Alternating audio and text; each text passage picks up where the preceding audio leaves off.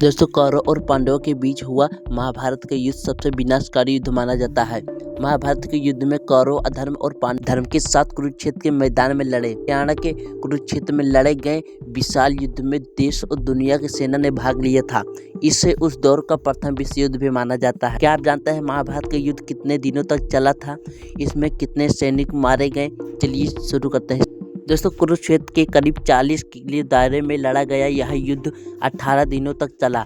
इस युद्ध में स्वयं भगवान श्री कृष्ण शामिल हुए थे, लेकिन उन्होंने हथियार न उठाने का प्रण लिया था, इसीलिए वह अर्जुन के सारथी बने। आर्यभट्ट के अनुसार महाभारत का युद्ध 18 फरवरी 3102 ईसा पूर्व में हुआ था। दोस्तों, महाभारत के युद्ध के दौरान ऐसा कोई राजा नहीं बचा था जो इस भीषण युद्ध का हिस्सा न बना हो। यहाँ तक कि स्वयं रानी भी अपने अस्त्र से इस युद्ध में शामिल हुई। महाभारत युद्ध में करीब 1.25 करोड़ योद्धा सैनिक वीर गति को प्राप्त हुए थे। इसमें करीब 40 लाख कौरव पक्ष से तो 44 लाख पांडवों की सेना से मारे गए थे।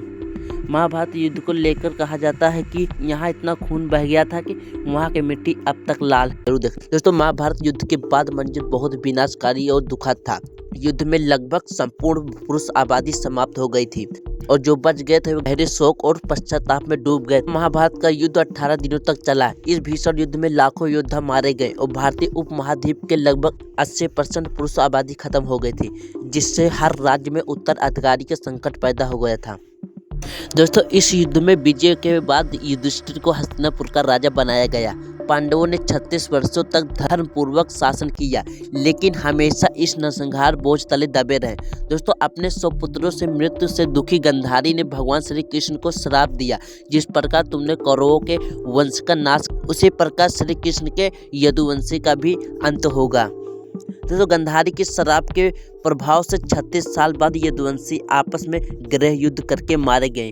दोस्तों, इसके बाद एक शिकारी के तीर लगने से भगवान श्री कृष्ण ने अपनी देह को त्याग दिया था और द्वारका नगरी समुद्र में डूब गई। दोस्तों, युद्ध के 15 साल बाद युधिष्ठिर, गांधारी और कुंती ने वन प्रस्ताव आश्रम के लिए जंगल प्रस्थान किया, जहां जंगल की आग में जलकर उनकी मृत्यु हो गई।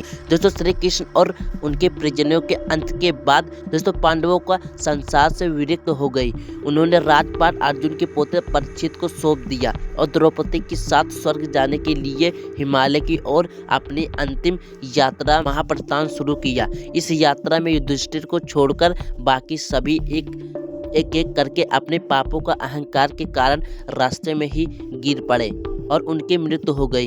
दोस्तों, महाभारत के युद्ध में मारे गए लोगों की संख्या को लगभग अलग अलग आंकड़े मिलते हैं, लेकिन मुख्य रूप से 1 करोड़ 66 लाख से ज्यादा बताया जाता है, जिसमें कौरव और पांडव दोनों सेनाओं के लाखों योद्धा और अन्य देश के शामिल थे, जो इसे इस युद्ध के इतिहास का सबसे बड़ा और भयानक माना